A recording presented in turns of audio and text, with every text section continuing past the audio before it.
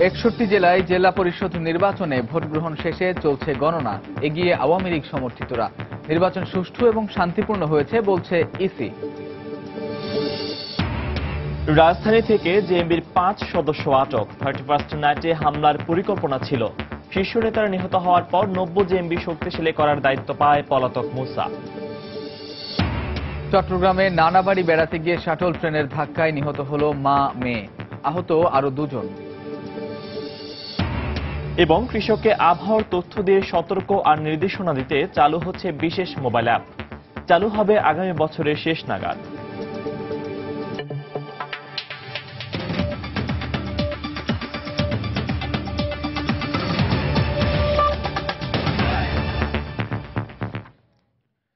বাংলার সময়ের সঙ্গে আছি আমি কামরুজ্জামান মামুন এবং আমি ফয়সাল মোর্শেদ। শুরুতেই জেলা পরিষদ নির্বাচনের খবর।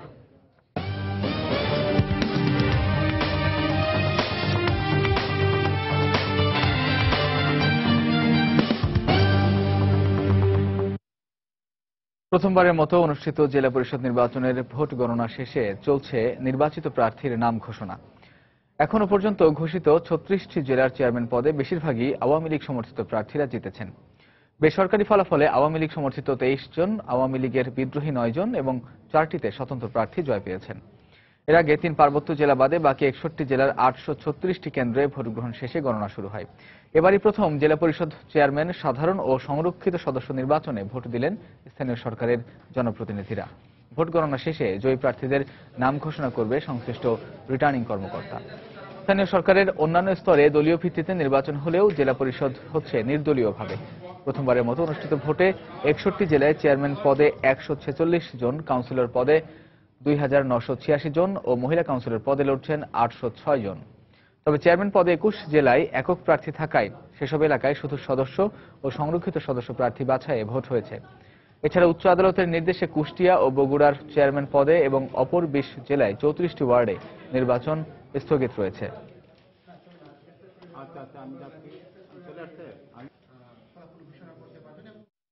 এর আগে সকাল 9টায় শুরু হয়ে একটানা দুপুর 2টা পর্যন্ত চলে ভোট গ্রহণ। স্থানীয় সরকারের বিভিন্ন পর্যায়ে জনপ্রতিনিধিরা ভোট দেন তাদের পছন্দের প্রার্থীকে। উচ্চ আদালতের নির্দেশে ও বিভিন্ন জটিলতায় বগুড়ার চেয়ারম্যান পদ সহ 21 জেলার অন্তত অর্ধশত কেন্দ্রের ভোট গ্রহণ স্থগিত করা হয়। এদিকে মাদারীপুরের রাজৈর কেন্দ্রে দুপক্ষের মধ্যে হাতাহাতির ঘটনা ঘটে। সকালে ভোট গ্রহণ শুরুর পরেই Banani Vidyaniketan school and college কেন্দ্রে আসেন ঢাকা উত্তর সিটি কর্পোরেশনের মেয়র আনিসুল হক। এ সময় প্রথমবারের মতো অনুষ্ঠিত জেলা পরিষদ নির্বাচনে ভোট দিতে পেরে উচ্ছ্বাস প্রকাশ করেন তিনি। অন্যদিকে আজিমপুর সরকারি বালিকা বিদ্যালয়ে ভোট দেন ঢাকা দক্ষিণের মেয়র সাইদ খোকন। এদিকে দুপুরে রাজধানীর আগারগাঁও তালতলা সরকারি প্রাথমিক বিদ্যালয় ভোট কেন্দ্র পরিদর্শন করেন প্রধান নির্বাচন কমিশনার কাজী রকিবউদ্দিন আহমদ। 168 জন যে জেলা পরিষদ আমরা তৈরি করছি, সেই জেলা পরিষদ এই অ্যাডমিনিস্ট্রেশনে মানে সরকারের যেগুলো নীতি নির্ধারণ করা আছে সেগুলোর এক্সিকিউশনে আমি মনে করি খুবই গুরুত্বপূর্ণ। এই নির্বাচনের মধ্য দিয়ে আপনার স্থানীয় সরকার শক্তিশালী করণের যে আপনার উদ্যোগ বর্তমান সরকারের, সেটা আরো এক ধাপ এগিয়ে গেল। চট্টগ্রামে ডাক্তার খাস্তগীর বালিকা বিদ্যালয়ে ভোট দিয়ে জেলা পরিষদ নির্বাচনের আনুষ্ঠানিকতা শুরু করেন সিটি কর্পোরেশনের মেয়র আজম নাসির উদ্দিন। পরে একে একে বিভিন্ন স্তরের স্থানীয় সরকারের জনপ্রতিনিধিরা তাদের ভোটাধিকার প্রয়োগ করেন। এদিকে ভোট গ্রহণ নির্বিঘ্ন করতে মাঠ পর্যায়ে মোতায়েন করা হয় আইন শৃঙ্খলা রক্ষা বাহিনীর বিপুল সদস্য। খুবই উৎসবমুখর পরিবেশে নির্বাচনটা অনুষ্ঠিত হচ্ছে। এখানে আপনারা দেখতে পাচ্ছেন সকল প্রতিদ্বন্দ্বী প্রার্থীরা আছে এবং এটি হলো যে আসলে গণতন্ত্রের সৌন্দর্য এবং এটাই গণতন্ত্রের বিজয়। মাদারীপুরে ভোট শুরুর আগেই রাজৈরের একটি কেন্দ্রে দুপক্ষের মধ্যে হাতাহাতির ঘটনা ঘটে। এতে আহত হন 3 জন। একই সময় সদর উপজেলার 9 নম্বর কেন্দ্রে সদস্য প্রার্থীর লোকজনদের ভোট কেন্দ্র দখল করাকে কেন্দ্র করে উত্তেজনা ছড়িয়ে পড়ে। এ সময় সংবাদ সংগ্রহ করতে গেলে সময় সংবাদের প্রতিবেদক ও চিত্র সাংবাদিককে লাঞ্ছিত করা হয়। সিলেটেও সকাল থেকে প্রতিটি ভোট কেন্দ্রে ছিল ভোটারদের সরব উপস্থিতি। কঠোর নিরাপত্তায় 1493 জন ভোটার তাদের ভোটাধিকার প্রয়োগ করেন। একই চিত্র বরিশালেও। শীত ও কুয়াশাকে উপেক্ষা করে বিভিন্ন উপজেলা পরিষদের চেয়ারম্যান, ভাইস চেয়ারম্যান, পৌর মেয়র, কাউন্সিলর এবং ইউনিয়ন পরিষদের চেয়ারম্যান ও সদস্যরা তাদের ভোট দেন। রংপুরে চেয়ারম্যান পদে একাধিক প্রার্থী না থাকায় বিনা প্রতিদ্বন্দ্বিতায় ফজলুর রহমান খান আগেই নির্বাচিত হয়েছেন। বাকি 15টি সাধারণ সদস্য ও 5টি সংরক্ষিত আসনে ভোট গ্রহণ হয়েছে। এদিকে উচ্চ আদালতের নির্দেশে বগুড়ায় চেয়ারম্যান পদে নির্বাচন স্থগিত করা হয়েছে। এছাড়া বিভিন্ন জটিলতার কারণে সিলেটের 4টি, বগুড়ার 3টি, নোয়াখালীর 3টি, যশোরের 2টি ও কক্সবাজারের 2টি সহ বিভিন্ন জেলার 22টি ওয়ার্ডে সাধারণ সদস্য পদে নির্বাচন স্থগিত করেছেন রিটার্নিং কর্মকর্তা। নিয়ন মোহাইমিন, সময় সংবাদ। এদিকে জেলা পরিষদ নির্বাচনকে কেন্দ্র করে পাবনার সাঁথিয়া উপজেলা আওয়ামী লীগের সাধারণ সম্পাদক তপন হায়দারের ব্যক্তিগত কার্যালয় পুড়িয়ে দেওয়ার অভিযোগ উঠেছে। তিনি অভিযোগ করেন, নির্বাচনকে কেন্দ্র করে দুপুর 1টার দিকে প্রতিপক্ষের লোকজন তার কার্যালয়ে আগুন দেয়। খবর পেয়ে ফায়ার সার্ভিস কর্মীরা আধা ঘন্টার চেষ্টায় আগুন নিয়ন্ত্রণে আনে। এদিকে সাঁথিয়া পৌর মেয়র মিরাজুল ইসলামের সমর্থকরাই কার্যালয়ে আগুন দিয়েছে বলে অভিযোগ করেন তপন।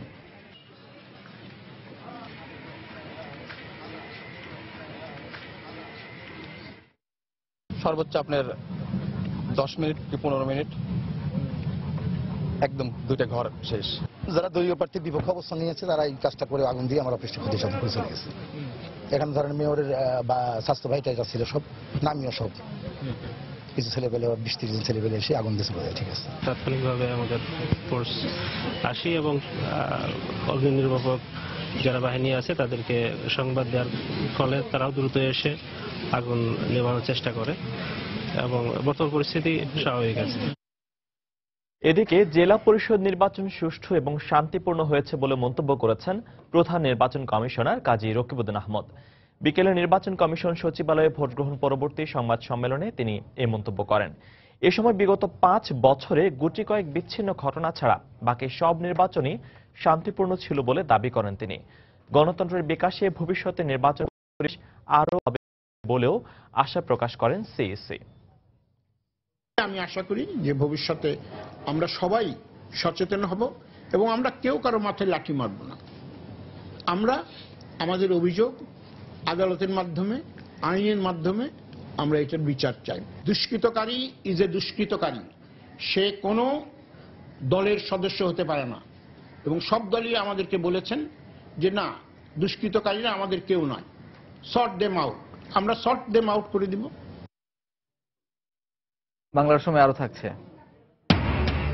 আধিপত্য বিস্তারকে কেন্দ্র করে ছাত্রলীগের দুপক্ষের সংঘর্ষের জেরে কুমিল্লা মেডিকেল কলেজ বন্ধ ঘোষণা, হল ছাড়ল শিক্ষার্থীরা।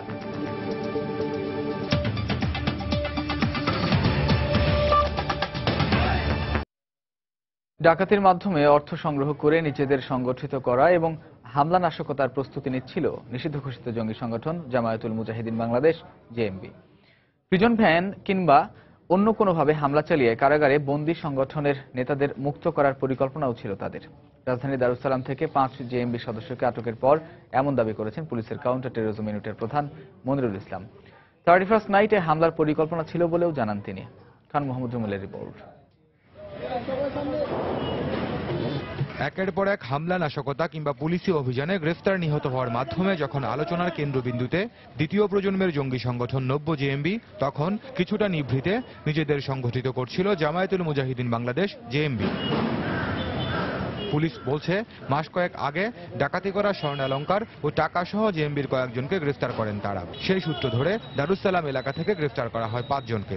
তাদের কাছ থেকে উদ্ধার করা হয়েছে 30 কেজি পরিমাণ পাউডার ও তরল জাতীয় বিস্ফোরক। ডাকাতি কিংবা ছিনতাই করে দলের জন্য, একদিকে দলের জন্য অর্থ সংগ্রহ, পাশাপাশি নিজেদের জীবিকার জন্য যে অর্থ প্রয়োজন সেটি সংগ্রহ করার প্রক্রিয়া ছিল। তাদের পরিকল্পনা আছে যে তাদের কিছু নেতাদের, সংগঠকদের যদি আগের কায়দায় অর্থাৎ 30 সালের প্রিজন ভ্যান স্টাইলে যদি ছিনিয়ে নেওয়া যায়, সেই ধরনের পরিকল্পনার কথাও তাদের কারো অদূর ভবিষ্যতে সেই ধরনের পরিকল্পনাও তাদের ছিল বলে কেউ কেউ স্বীকার করছে। পুলিশ বলছে, আশকোনা অভিযানে আত্মঘাতী হামলায় নিহত নারী জেএমবি নেতা রাশেদুর রহমান সুমনের স্ত্রী। সুমন পরে নব্য জেএমবিতে যোগ দিলে তার স্ত্রীও জড়িত হয় একই সংগঠনে। রাশেদুর রহমান সুমন গ্রেপ্তার হওয়ার পর তার স্ত্রী পুরোপুরি একেবারে নব্য জেএমবির ইয়েতে চলে যায়। প্রশ্নের জবাবে পুলিশ কর্মকর্তা বলেন, আনসারুল্লাহ বাংলা টিমের প্রধান চাকরিচ্যুত মেজর জিয়ার সঙ্গে নব্য জেএমবির কোনো যোগাযোগ হয়েছে বলে তথ্য পাওয়া যায়নি। যারা গ্রেপ্তার হয়েছে তারা কেউ মেজর জিয়ার সাথে এই গ্রুপের কোনো সম্পর্ক আছে এমন কোনো তথ্য আমাদের দেয়নি। তিনি আরো বলেন, জঙ্গি সংগঠনগুলো এখন অপরিচিত নেতাকর্মীদের সামনে রেখে দল গোছানো ও কর্মকাণ্ড চালানোর চেষ্টা করছে বলে তথ্য পেয়েছেন তারা। খান মোহাম্মদ রুমেল, সময় সংবাদ, ঢাকা। সম্প্রতি ঢাকার আশকোনার জঙ্গি আস্তানায় অভিযানে আত্মসমর্পণকারী 90 জেএমবির নারী সদস্য তৃষা ও তার পলাতক স্বামী মঈনুল ইসলাম ওরফে মুসার বাড়ি জেএমবির খাঁটি হিসেবে পরিচিত রাজশাহীর বাগমারায়। আইনশৃঙ্খলা রক্ষা বাহিনীর সদস্যরা জানান 90 জেএমবির শীর্ষ নেতারা নিহত হওয়ার পর সংগঠনটি শক্তিশালী করার দায়িত্ব পায় মুসা। আর পরিবারের সদস্যদের সঙ্গে কথা বলে জানা গেছে 90 জেএমবির নেতাদের সঙ্গে মুসার ঘনিষ্ঠতার বিষয়টি, যদিও পুলিশ তাকে গ্রেফতারের জন্য তৎপর থাকার কথা জানিয়েছে। হাবিবুর রহমান পাপুর তোলা ছবিতে বিস্তারিত সাইফুর রহমান রকির রিপোর্টে। 90 জেএমবির পলাতক নেতা মঈনুল ইসলাম ওরফে মুসা 7 মাস আগে স্ত্রী তিশাকে নিয়ে রাজশাহীর বাগমারা থানাধীন বুজরুককোলায় নিজ গ্রামের বাড়িতে ওঠে। সে সময় ধর্মের দোহাই দিয়ে শ্বশুর ও নিজের বাড়িতে তোলা তাদের সব ছবি পুড়িয়ে ফেলে। এরপর পরিবারের সদস্যদের বিদেশে চাকরির কথা বলে নিজ অংশের জমি বিক্রি করে স্ত্রীকে নিয়ে ঢাকায় পাড়ি জমায় মুসা। পরে বিদেশে যাবার কথা বলে পরিবারের সাথে যোগাযোগ বন্ধ করে দেয়। অবশ্য ঢাকার উত্তরায় থাকাকালীন মেজর জাহিদের সাথে তার ছেলের ঘনিষ্ঠতার কথা স্বীকার করেছেন মঈনুল ওরফে মুসার মা।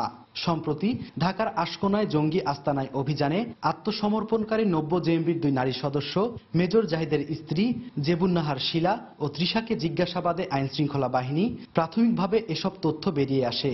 সেই ছেলে যে এই পথে যাবে আমি ভাবতে পারিনি, এখন আমার দুর্ভাগ্য।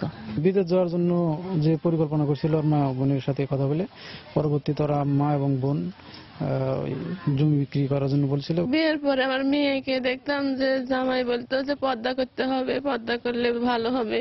2015 শিক্ষাবর্ষে ওই এলাকার একটি কলেজে ভর্তি হলেও ফর্মে কোনো ছবি পাওয়া যায়নি তৃষার। কলেজ কর্তৃপক্ষের দাবি ভর্তি হলেও ক্লাস করেনি সে। কিভাবে ভর্তি হয়েছিল জানি না, আমি তাকে কোনোদিন ক্লাসে দেখিনি। আমাদের তাকে ক্লাসে বা ফার্স্ট ইয়ার ফাইনাল পরীক্ষা বা সাময়িক কোনো ইয়েতে তাকে অ্যাটেন্ড করতে দেখিনি। তবে এলাকাবাসী জানায় নিখোঁজ হবার আগে গ্রামে আসলেও বাড়ি থেকে খুব একটা বের হতো না মুসা। পাড়া কারোর সাথে কোনো যোগাযোগ ছিল না, ঘন ঘন আসতো না, তো ঢাকায় থাকতো, পড়াশোনা করতো, ওখানেই থাকতো।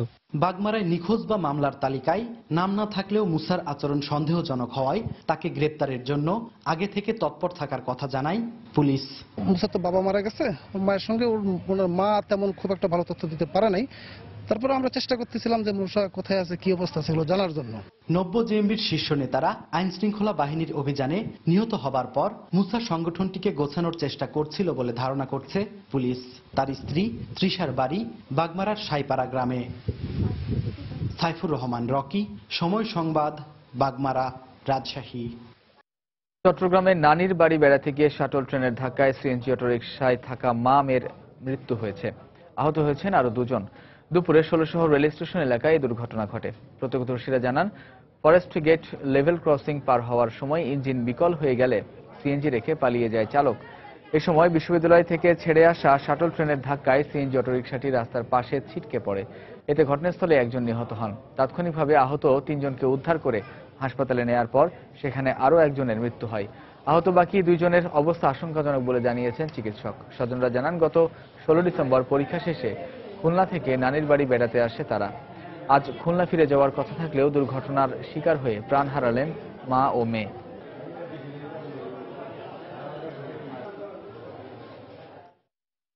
দূর থেকে দেখতেছি মানে ওটা ট্র্যাকের উপরে, মানে রেল লাইনের উপরে থেমে গেছিল। এখন বাড়িটা জানি না, হয়তো ওরা ট্রাই করতেছিল মানে রিস্টার্ট দেওয়ার জন্য, বাট হয়তো পারে নাই। স্টার্ট দিয়ে যাচ্ছে, স্টার্ট হয় না। স্টার্ট যখন হয় নাই উনি দেখতে যে মৃত্যু নিশ্চিত বা ওইরকম কিছু একটা হবে, তো উনি লাভ দিছে, উনি লাভ দিয়ে চলে গেছে। হ্যাঁ এসে তারপর ট্রেন আসছে, ট্রেন এসে ওনাদেরকে চেষ্টা নিয়ে গেছে। ওনারাও বাইরে হতে চাইছিল। 15 তারিখ পরীক্ষা শেষ হয়েছে, 16 তারিখ নানু বাড়িতে বেড়াতে আসছে। আজকে ওদের বাড়িতে খুলনায় চলে যাচ্ছিল আর কি। পিচ্ছি মেয়েটা আর বয়স্ক মেয়েটা দুইটা, মানে বয়স্ক মেয়েটা দুই একসাথে নিয়ে আসছে আর কি। সিএনজি করে যতটুকু সম্ভব তাড়াতাড়ি করে নিয়ে আসছে। যে 4জন ইয়ে হয়েছে ওরা একই ফ্যামিলির সদস্য, আর যে মারা গেছে ওরা মা এবং মেয়ে। বাংলার সময়ে আরো থাকছে। নোয়াখালীর মেঘনা নদীতে জেগে উঠেছে হাজার হাজার একর জমি। সুষ্ঠুভাবে বন্টনের দাবি এলাকাবাসীর। ভূমি বন্টন নীতিমালা হচ্ছে, জানালেন জেলা প্রশাসক।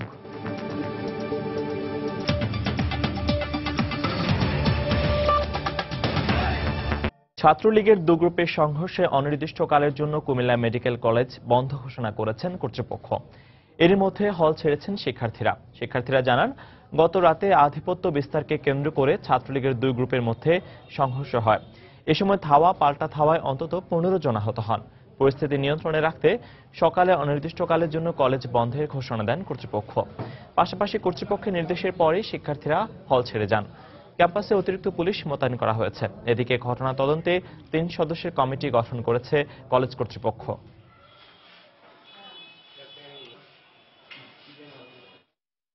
একাডেমিক কাউন্সিল সিদ্ধান্ত গ্রহণ করে, জরুরি সভা করে যে ছাত্রদের ক্লাস অনির্দিষ্টকালের জন্য বন্ধ থাকবে, তবে চলমান পরীক্ষাগুলি চলবে এবং যারা পরীক্ষার্থী আছে তারা ছাত্রাবাসে অবস্থান করবে। আমরা খবর পাই, ঘটনাস্থলে আসি এবং তাৎক্ষণিকভাবে আমরা এটাকে নিয়ন্ত্রণ করি এবং আর যাতে মারামারি না হয় পুলিশি ব্যবস্থা রাখি।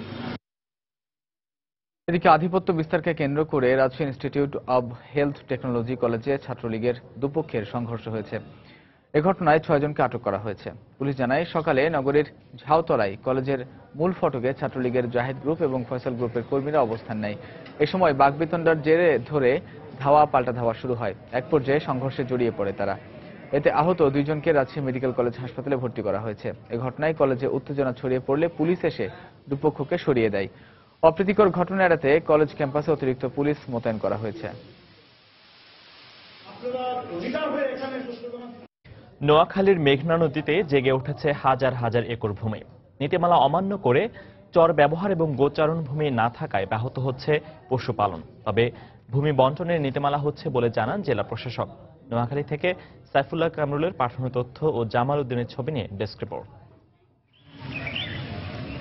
গবাদি পশু প্রতিপালন করে সচ্ছলভাবে জীবনযাপনের স্বপ্ন কোম্পানীগঞ্জ উপজেলার চর এলাহি ইউনিয়নের মানুষের, কিন্তু নিজের জমি এবং সরকারি গোচারণ ভূমি না থাকায় স্বপ্ন পূরণে বাধার সামনে পড়তে হচ্ছে তাদের। গরু গোতান রাখতে আমার অনেক অসুবিধা।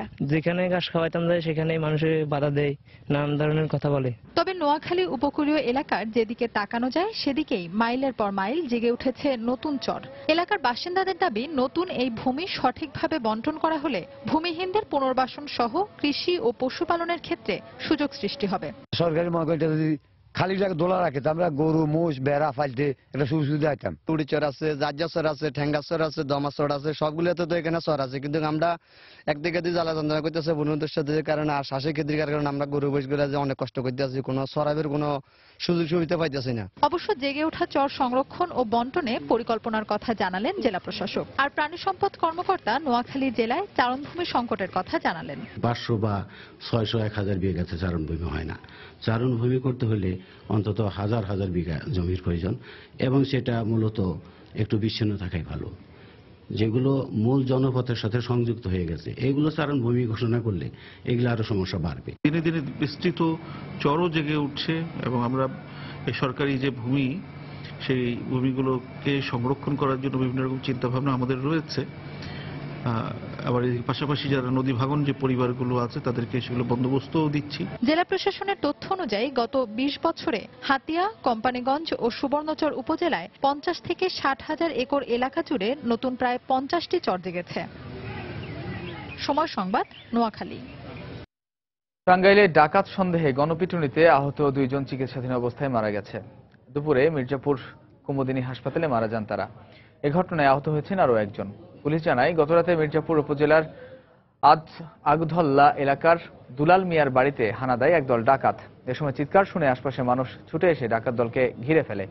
বাকিরা পালিয়ে গেলেও 3 জনকে ধরে গণপিটুনি দেয় স্থানীয়রা। সকালে পুলিশ ঘটনাস্থল থেকে আহত 3 জনকে উদ্ধার করে মির্জাপুর কুমুদিনী হাসপাতালে ভর্তি করে।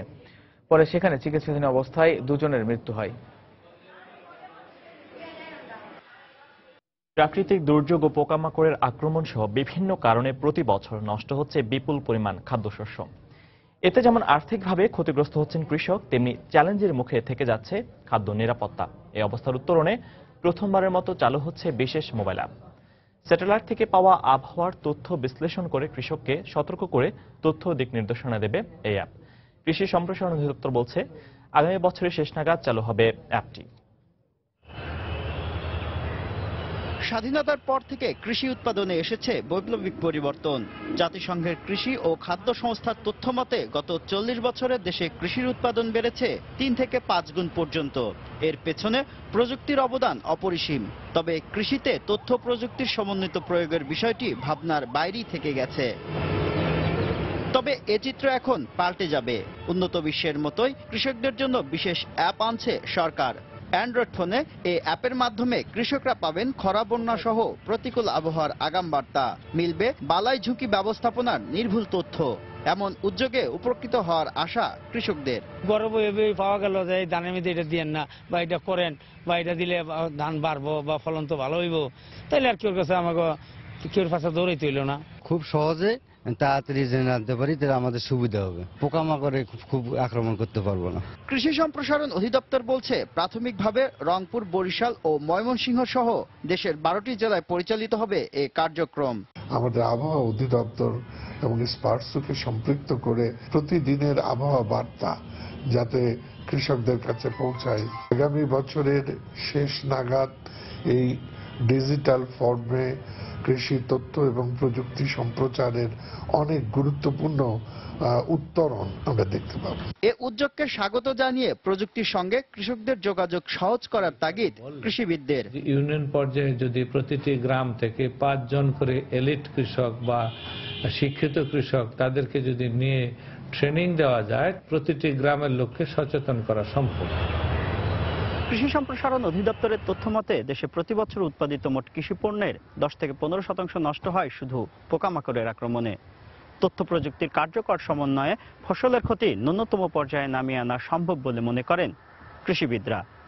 এজন্য মাঠ পর্যায়ে কাজের অভিজ্ঞতা সম্পন্ন ব্যক্তিদের অ্যাপ তৈরিতে সম্পৃক্ত করার পরামর্শ তাদের। শুভ খান, সময় সংবাদ, ঢাকা। নারায়ণগঞ্জের 2500-এ আবারও কম্প্রেসার দিয়ে শরীরে বাতাস ঢুকিয়ে এক শ্রমিককে হত্যার চেষ্টা করা হয়েছে। গুরুতর অবস্থায় বিকেলে ঢাকা মেডিকেল কলেজ হাসপাতালে ভর্তি করা হয়েছে তাকে। সেখানে রয়েছেন সহকর্মী জুনায়েদ আল হাবিব। সরাসরি চলে যাচ্ছি তার কাছে। জুনায়েদ,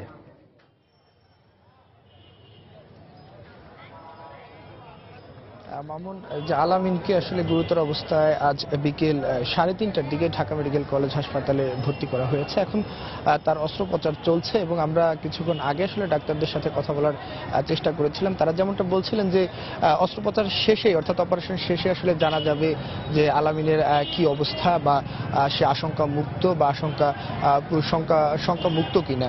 আসলে এখন পর্যন্ত যে সবশেষ যে বিষয়টি আসলে মামুন বলা যায়, আজকে দুপুর 1টার দিকে নারায়ণগঞ্জের 2500 একটি স্পিনিং মিলে, সেই স্পিনিং মিলে হচ্ছে তার একজন সহকর্মী, যে রিমন নামে একজন সহকর্মী, তার পায়ুপথে কম্প্রেশন মেশিন দিয়ে আসলে বাতাস ঢুকিয়ে দেয়। তারপরে সে গুরুতর আহত হয়ে পড়লে তার যে অন্য সহকর্মীরা ছিল তারা কিন্তু তাকে এই ঢাকা মেডিকেল কলেজ হাসপাতালে নিয়ে আসে। তো আমরা জানার চেষ্টা করেছিলাম আসলে কি কারণে তার পায়ুপথ দিয়ে বাতাস ঢুকানো হয়েছিল বা কোনো উদ্দেশ্যমূলক ভাবে কিনা বা তার শত্রুতা ছিল কিনা। তারা বলছিলেন যে আসলে তারা অনেকটা বন্ধুত্বপূর্ণ সম্পর্ক ছিল, খুব দুষ্টমি করতেন একসাথে। হয়তো দুষ্টমির ছলে বা অন্য কোনো কারণে কিনা সে বিষয়গুলো কিন্তু এখনো তারা নিশ্চিত করে আমাদেরকে বলতে পারেননি। তো হাসপাতালে তার এই আলামিন, যে আহত আলামিনের আসলে খালা এসেছেন, তার সাথে আমার কথা হয়েছে। তিনি যেমনটা জানিয়েছেন আসলে তারাও জানেন না যে কি কারণে হয়েছে, তবে তারা সুষ্ঠু বিচার দাবি করেছেন। তো আমরা প্রশ্ন করেছিলাম যে আইনগত কোনো ব্যবস্থা নিবেন কিনা, আসলে আইনগত কোনো পদক্ষেপ নেওয়া হবে কিনা। তারা বলছে যে আসলে যেই কারখানাতে সে আহত হয়েছে সেই কারখানাটি তাদের একজন আত্মীয় স্বজনের, তো তারা বলছে যে কারখানার মালিক পক্ষ থেকে যে ধরনের ব্যবস্থা নেওয়া হয় সেই ব্যবস্থায় তারা মেনে নেবেন। তার আরেকটি বিষয় হচ্ছে যে অভিযুক্ত রিমন, যে যার বিরুদ্ধে অভিযোগ করা হচ্ছে বাতাস ঢুকিয়ে আসলে দিয়েছিল, তাকে কিন্তু কারখানা কর্তৃপক্ষ এখন পর্যন্ত আটক করে রেখেছে। তো মামুন, এই ছিল ঢাকা মেডিকেল থেকে আমার হাতে সবশেষ খবর। মামুন। দর্শক, নারায়ণগঞ্জের 2500-এ কম্প্রেসার দিয়ে বাতাস ঢুকিয়ে এক শ্রমিককে আহত করার চেষ্টা করা হয়েছে এবং তিনি বর্তমানে ঢাকা মেডিকেল কলেজ হাসপাতালে চিকিৎসাধীন অবস্থায় রয়েছেন। সেখান থেকে জানাচ্ছিলেন সহকর্মী জুনায়েদ আল হাবিব। বাংলা সময়ের শীর্ষ সংবাদগুলো জানিয়ে দিচ্ছি আরেকবার। 61 জেলায় জেলা পরিষদ নির্বাচনে ভোট গ্রহণ শেষে চলছে গণনা। এগিয়ে আওয়ামী লীগ সমর্থিতরা। নির্বাচন সুষ্ঠু এবং শান্তিপূর্ণ হয়েছে বলছে ইসি। রাজধানী থেকে জেএমবির 5 সদস্য আটক। 31st নাইটে হামলার পরিকল্পনা ছিল। শীর্ষ নেতারা নিহত হওয়ার পর নব্য জেএমবি শক্তিশালী করার দায়িত্ব পায় পলাতক মুসা। চট্টগ্রামে নানাবাড়ি বেড়াতে গিয়ে শাটল ট্রেনের ধাক্কায় নিহত হল মা মেয়ে, আহত আরো 2 জন। এবং কৃষককে আবহাওয়ার তথ্য দিয়ে সতর্ক আর নির্দেশনা দিতে চালু হচ্ছে বিশেষ মোবাইল অ্যাপ। চালু হবে আগামী বছরের শেষ নাগাদ। এই ছিল বাংলার সময়। যে কোনো খবর পেতে ভিজিট করুন সময়নিউজ.tv। এছাড়া মাত্র পাওয়া খবর আপনার মোবাইলে পেতে SMS করুন *BN লিখে পাঠিয়ে দিন 16242 নম্বরে। সঙ্গে থাকুন সময়ের।